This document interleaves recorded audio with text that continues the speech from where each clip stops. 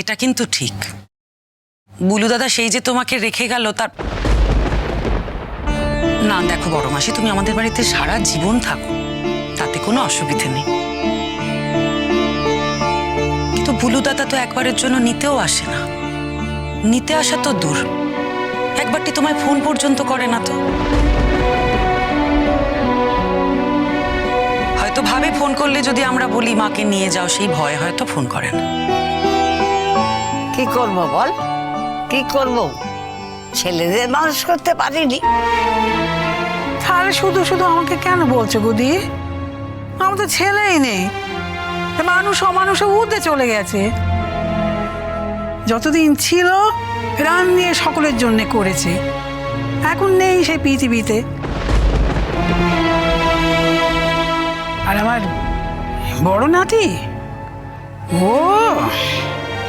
ওর কথা আর কি বলবো, তার মাকেই সে পৌঁছে না, আর আমি তো কোথাকার কোন ছাড়। সারাটা জীবন সংসারের জন্য করে গেলাম, এই ছেলেগুলোকে খেয়ে না খেয়ে বড় করেছি, তাহলে এখন মাকে বাড়ি নিয়ে যেতে ভয় পাই। অথচ বাড়িটা কিন্তু এখনো তোমার নামেই আছে। বাড়ি মানে কি শুধু ইট কাঠ পাথর? বাড়ি মানে ভালোবাসা, আদর, যত্ন, সম্মান, সেসবই যদি না থাকে তো।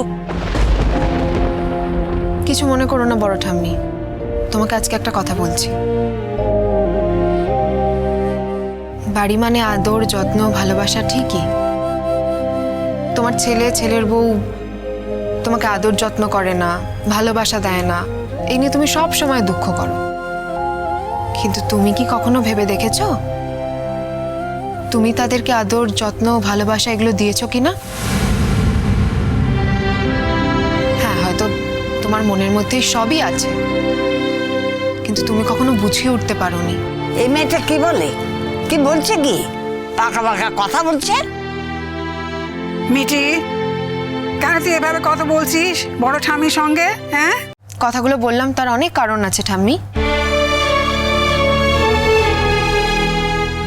দেখো না, আমরা যখন সবাই কথা বলি, একসঙ্গে বসি, বড় ঠাম্মি কিছুতেই আসতে চান।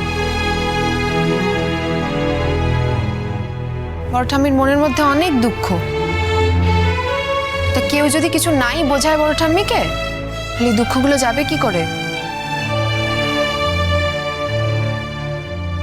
এই যে দেখো, আমরা একসঙ্গে চলে এলাম, আর তোমাদের জন্য গরম গরম সিঙ্গারা মিষ্টি এনেছি, দাও সবাইকে দিয়ে দাও। এই দেখো, নাম করতে করতেই চলে এসেছে। বাবা কোথা থেকে এলি তোরা?